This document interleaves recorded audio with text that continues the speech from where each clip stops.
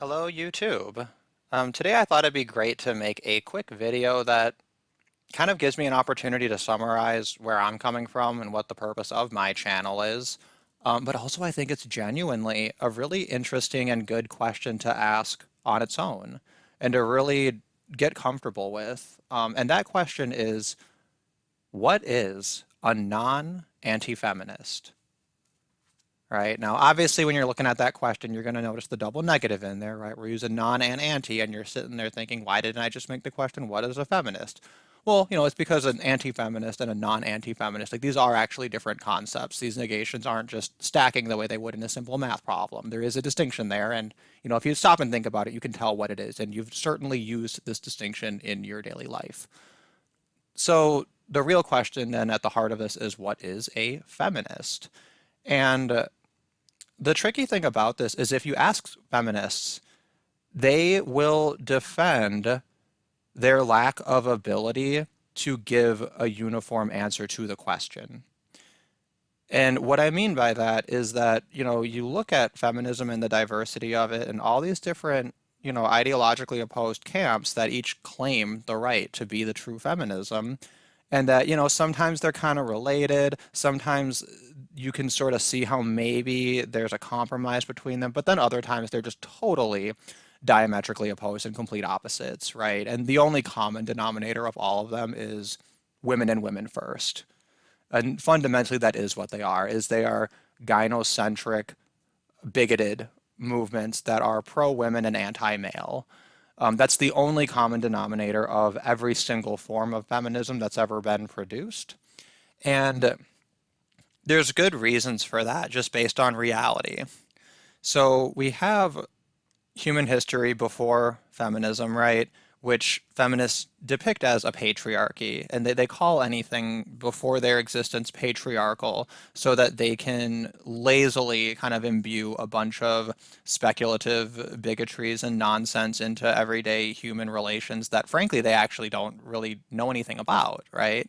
Like you weren't there. Like who the fuck are you to say that like these are the motivations and that this is a fair way to characterize human societies that you really really know precious little about. But what's interesting, if we look at this history in three broad strokes, right? You have like your pre-feminism, most of human history era.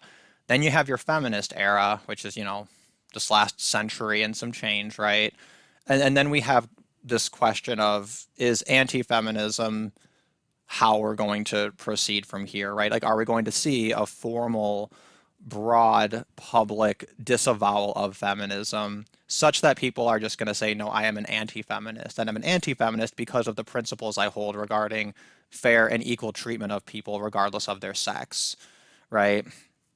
So if we look at the movement from these, the feminist stance is that human history was always patriarchal and that they are reacting to that and that they are counteracting all of the patriarchy that's already baked into things. And they believe that this is baked into our fundamental epistemologies such that we cannot culturally transcend them or socially transcend them. Like it is a truly like inescapable self inflicting cycle, right? That's perpetuating itself over and over again. Because like even our concepts of thought, right, and all of our basic value judgments at such a core fundamental level are so sexist, right? And they really pile things on in this way to make things seem as hopeless as possible, so that feminism then becomes the only way. Now, here's the problem though. If you're going to have that stance, there's a few things that tend to be assumed, right? And you need to track these assumptions because what you'll notice is if you challenge any feminist in their view or ask them to kind of explain themselves, they're only going to hold to these views sometimes. And then the moment they need to drop them, they will. And you can find these contradictions very easily and very predictably. So they're looking upon human history before feminism and saying, this was sexist oppression, that's wrong. In libertarian terms, they're essentially calling it an NAP violation. And if you have an NAP violation, to some degree, within appropriate metrics, you get to defend yourself, right? And that's the idea, is if you make a false claim to an NAP violation, you've set up a threat narrative, and now you get to repackage your violent aggression as though it's a retaliation. And that's why threat narratives exist. The irony is that the use of threat narratives demonstrates that we all agree on libertarian ethics, because you wouldn't use a threat narrative unless you were appealing to the non-aggression principle. So to even use these lies is to prove that libertarians are correct in the non-aggression principle and that our idea of property rights is the one that should prevail because everyone's already using it. And you can't contradict us without being hypocrites. So under feminism, they're saying they believe in gender equality. They believe that people should be treated fairly regardless of their immutable characteristics, which in this case is in regards to sex, and that we should be proactively doing things to guarantee this fairness for everyone in society. And like, if you ask anyone, they'll agree with these principles. 100% of all people. We really don't fundamentally disagree on this idea that people should have equal opportunity and equal treatment, right? And like, that is such a profoundly like powerful thing that we all agree on and in theory can all understand and kind of relate to, like, yeah, like it would be unfair for like a person to be treated badly because of something that's like not even something they can control or that is even reflecting of their character at all. It's just like a lazy generalization that you're making, right? Like, of course some people are a little bit burnt out on that particular message because they think that it's probably been disproportionately focused on. And I think there's maybe a fair point there. And the degree to which that's true is going to depend on each individual person's own experience, right? So it's going to be more or less true for different people. But the point that I'm getting at is that we can already start with this shared conception of the values. And the problem is this: from an anti-feminist perspective, we can absolutely look upon the history of feminism and the women's movement and say, oh, here's where you violated your principles. Here's where you violated your principles. You're a hypocrite, hypocrite, hypocrite, hypocrite, double, double, double, double, double, triple standards, right? You don't have a single standard anywhere. It is nothing but bigotry and double standards and opportunism all the way down. And it's because they're predicated fundamentally on this idea that men and women should be treated fairly, that it's wrong to have two different double standard sets for the sexes. We need to just have one standard for the sexes and then, let things meritocratically play out as they will. No one's willing to let that happen because they're concerned that if we do that, that basically all the women are going to die. That's literally what people think. And I think that's hysterical and retarded. Certainly it'll cause a lot of women to suffer, especially in the short term. That's true. Um, if you can tell that I don't give a shit about that, correct. I really don't give a shit because it's all ill-gotten gains. Like they're in a position of relative privilege, and like it just stands to reason that they'll be uncomfortable if they transition to a more egalitarian status quo. So, so in holding feminists to the standards of gender equality, anti-feminists are totally justified. But then in turn, if the anti-feminist is saying that the feminist is wrong because they didn't deliver on their principles, right? And presumably they are principles we should deliver upon, right? To me, that's the core of anti-feminism, right? The core of anti-feminism is that gender equality is important and feminism gets it wrong. And feminism didn't just incidentally get it wrong. It got it wrong at the core, essential common denominator level, such that there is absolutely no way to fix feminism without completely rejecting it. And this is because it's in the name. They named all of human history patriarchy, and they named the force for fighting that inequality feminism. They named evil after fathers, and they named the good after women. Now, presumably, the justification for this is that, well, women's rights are more important, because if women have less rights and we want equality, that means we should focus on women's rights more if we want equality faster. Like, this out of the box logic kind of makes sense. And this is the logic that everyone has not really questioned and has just been going along with. There are some fundamental problems with it, right? Which is that this stuff isn't just strictly additive, right? Like, if a person experiences sexism, you didn't undo that or make anything better by treating someone of the same sex better when they didn't experience the sexism. You know what I mean? Like, you just made it worse. Maybe if you take a step back and look at the average, You might see that the average kind of is closer to your ideal. But if you look at that average, it's going to be like it's going to have more peaks and valleys, and it's going to be like even more random and chaotic. So like you didn't fix anything, right? Like you have to solve injustices at the individual level. It's the only way to actually address things. You can't just say, oh, well, women are disadvantaged here, so let's just generically do affirmative action. It doesn't make any fucking sense. It's retarded. And that is the word for it. Like you're retarding society and you're misapplying basic moral principles that we already agree on. And I think that the difference is that it's just opportunism. I think that people who are supporting these feminist narratives, like what they're telling me is that they think that men shouldn't rape women, but they can't abstract that to a larger principle that just says people shouldn't rape people. And if you think that that's a harsh judgment and that that's an unfair way to look at feminists, all you have to do is look at the Duluth model. All you have to do is look at the way that they treated rape. All you have to do is look at how they have double standards in genital cutting, right? The double standards are everywhere. And the double standards are in rape, domestic violence, genital cutting. It's in schools. It's in the legal system and in family courts, right? Let's see, that was five. We didn't even bring up suicide, right? You know, you have all these issues, all of these public resources that are supposed to be allocated to people based on their need. But I mean, if you look at the needs of men and boys, I mean, if any one of these men's issues were a women's issue, we'd hear sweet fuck all about abortion. Are you fucking kidding me? And when it comes to the men's movement, we've got about a dozen issues that each individually are easily much more severe, much more people affected, and on an individual level, it's a much more serious issue than what, getting raped? Than your husband beating you? And like people will say, well, why are you making a comparison? I don't know. Ask the feminists why they decided to start this conversation with a comparison and a lazy assertion that they're the ones who have it worse. Because that's the starting point. And if you're not willing to call that out, then I say fuck you. I say fuck you. You're a piece of shit. You're a retarded fucking cunt. And that's my message to all non-anti-feminists. I think that you're a stupid cunt. And the reason is because you live in a world and have a view that says, yeah, we should be treating people based on their merit. And you know, a woman might impress you. A black might impress you. So let's be open-minded, right? That's really not a very high burden. That's not right for a person to think, actually, you know what?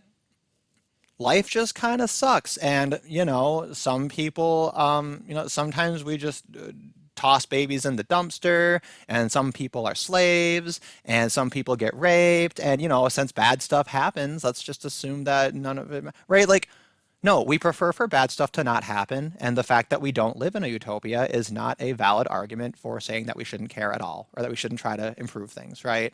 And the same thing goes to people who believe like they'll defer to the standard of might makes right.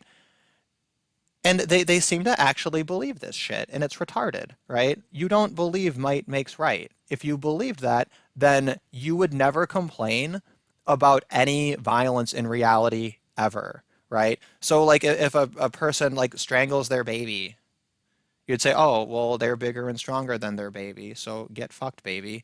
Like, you'd say, no, that's wrong.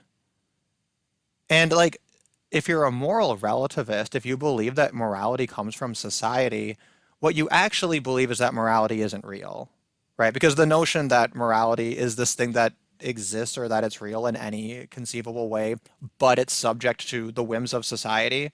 So like society can make slavery morally justified, but it can also make it completely depraved. Like, no, it's either right or it's wrong.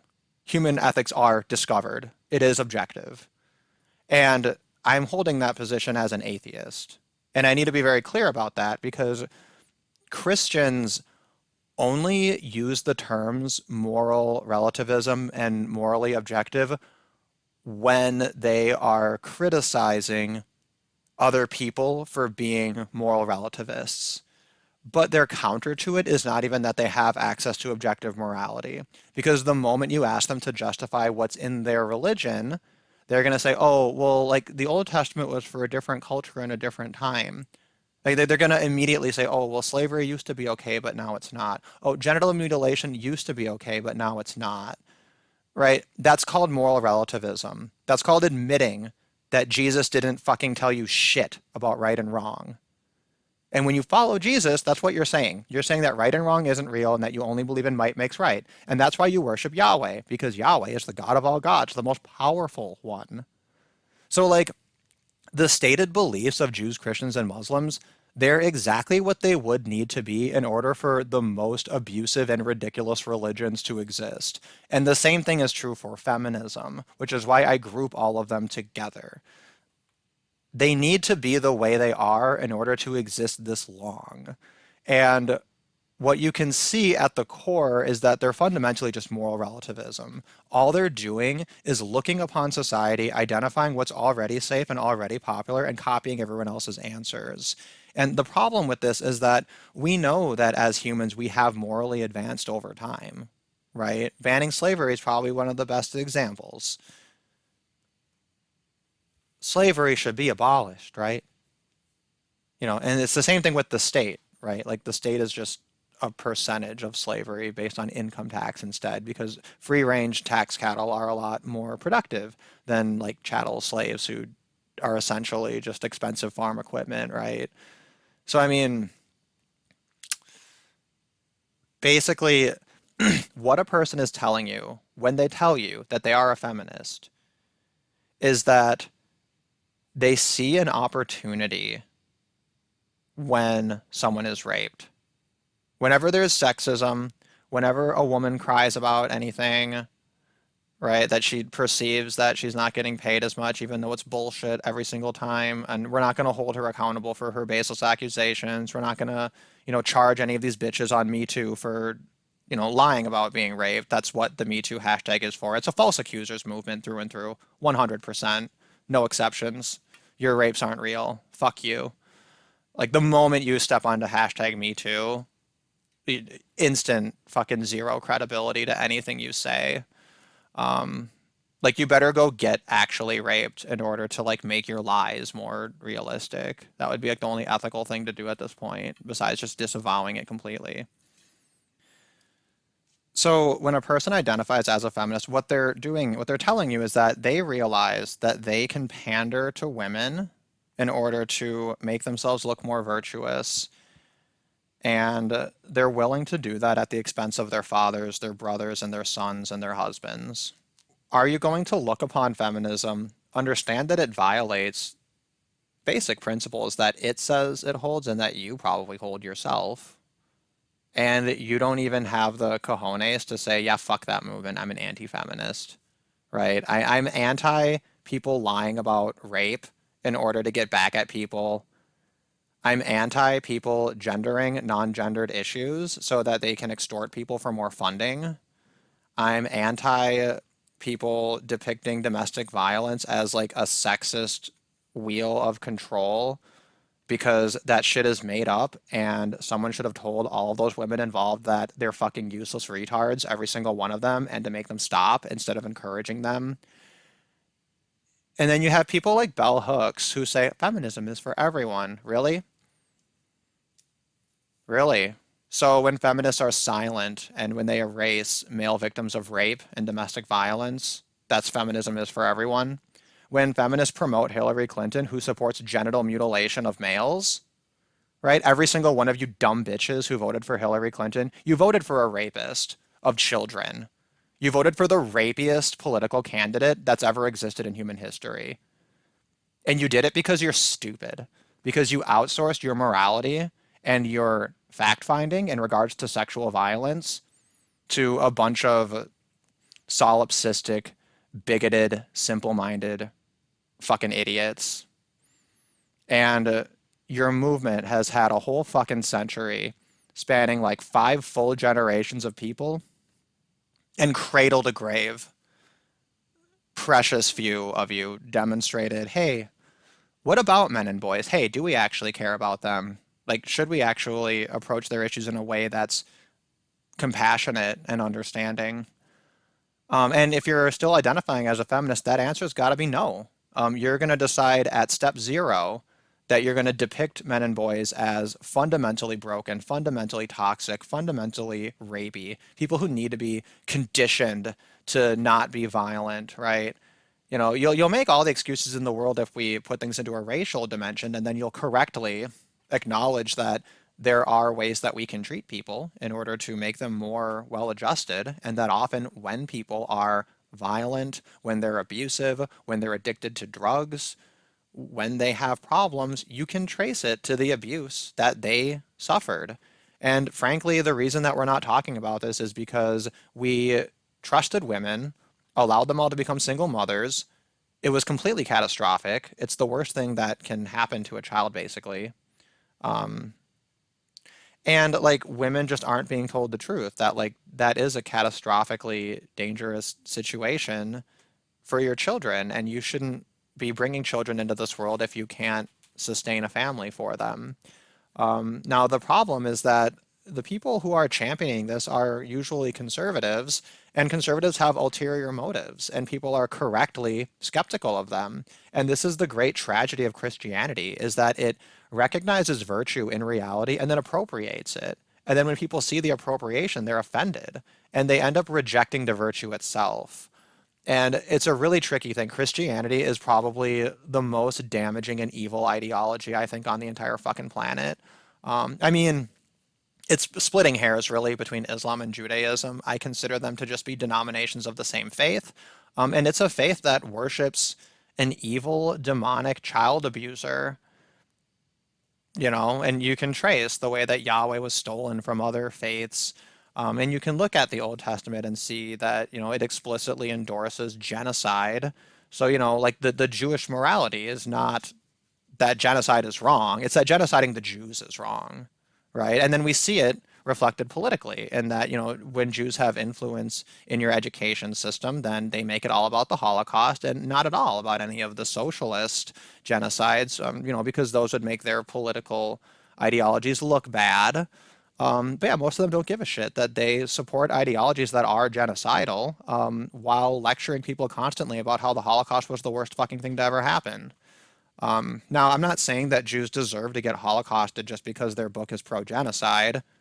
I'm just saying that it's ironic and that if they complain about the Holocaust, they are hypocrites if they didn't deconvert from Judaism first. And like, that's not very funny, but it is a little funny. I don't know what to tell you. But yeah, as far as feminism, all signs indicate that it was never a response to sexism in reality. It was merely a bunch of opportunistic bigots and bitches deciding that they could lie about men to get free gibs, and all the women just went along with it. And basically, the only time women complained about it was if they perceived that it was not to their immediate material advantage. But then there's basically like maybe a few dozen women globally who look upon feminism and say, well, wait a minute, this is sexist. Wait a minute, this is harmful toward men and boys. And fuck you and fuck your ideology. Oh, patriarchy is a theory. Where's the null hypothesis? Right? Alison Tiemann asks this question. Nobody else asks this question.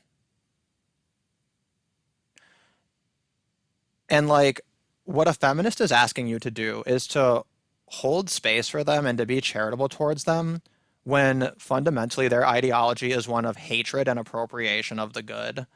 And I think that they got it from Judeo-Christianity because Judeo-Christianity just does the same thing. So, yeah, I've rambled a little bit off topic here, but the question I wanted to answer is what is a non-anti-feminist? It's a person who doesn't have the courage and conviction to look upon something as blatantly evil and toxic and horrible as the women's movement and can't just reject the whole thing. And what's so disgusting about this viewpoint, this refusal to acknowledge the truth, is that really the only difference is that anti-feminism just isn't popular, right? And you know, you're trying to get pussy, not trying to get dick. So you just want to pander to women and you're willing to like throw children under the bus. You're willing to literally backstab half of humanity and to support the most overtly bigoted, toxic, and retarded ideology on the planet because the people you're trying to impress like that. And it doesn't even occur to you that like such a person maybe isn't that virtuous, right? Or maybe it just doesn't matter, right? I guess all we care about is the parts, you know? And I think, you know, you look at the fallout of this and then say, well, hey, I think maybe there is some justification for some of these feminist attitudes. The problem is that they never have the full context, right? The reason that people kind of view women as less competent and kind of as frivolous, and like the reason people don't take women as seriously is because on average, they're not as serious.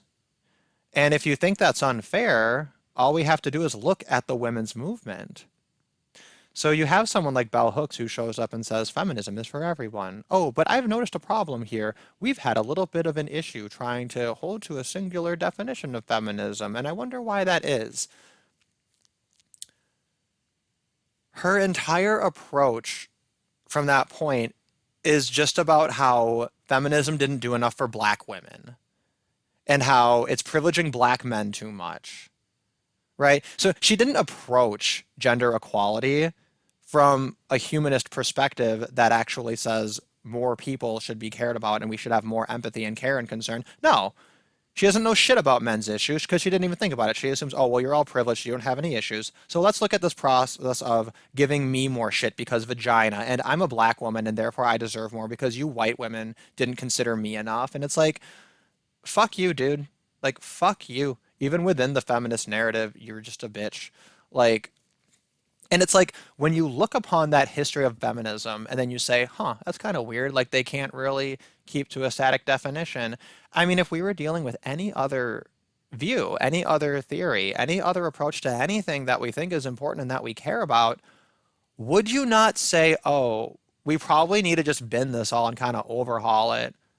Like, we need to look at this project as what not to do, right? We need to ask questions like, how is it that things got so crazy and that things are so disjointed? And if you ask an anti-feminist, we can tell you exactly how, because it's all based on gynocentric bigotry. So anything that was perceived as being to the advantage immediately of women was approved. And what you're going to end up having with that is a bunch of nonsense because there's no consistency. It's not based on anything. It's not appealing to anything except for momentary whims. And such a system will inevitably produce double standards and inevitably be the thing that it's supposed to be against, right? Because you're trying to combat bigotry with more bigotry. Well, you misidentified the bigotry in the first place, so now you made the problem worse than it's ever been because you're a fucking retard. And that's my message to all non-anti-feminists. You are shit to me. You are scum. I hope Valerie Solanas shoots you, okay? Because it is so evil to like sit there and demand patience and understanding and to say, oh, how come this person thinks that just because I don't agree with him that feminism is evil? It's like everything in your being and how you conduct yourself in reality says that this sort of prejudice is evil, but then you're just not willing to condemn it because it's not popular enough. Well, I'll tell you something. I love feminism. Feminism is a natural litmus test for opportunistic, retarded bitches. It's a natural step that humans have created. And if you fall for it, we know that you're a stupid, solipsistic, opportunistic bitch. So remember that, right? If a person tells you that they're a feminist, they told you who they are. They told you they are going to lie about rape to try to get free shit because vagina. That is who and what they are, first, second, third waves. And I think that you shouldn't lie about rape just to get back at people, and you shouldn't just be trying to use socialism to get free shit because vagina. I think that's fucking pathetic. And we need to call it out for what it is. You're a bunch of tit-sucking, communist, treasonous cunts. And I think that every single feminist should get the fuck out of my country. I think you should all be deported to Israel, and then we're going to charge Israel back pay for all the fucking money they stole from the American people. So anyway, that's my rant about what I think about non-anti-feminists and Jews, Muslims, and Christians. I think that they're all kind of the same. They're all moral relativists, and that's why you all defer to might makes right, and that doesn't make any fucking sense.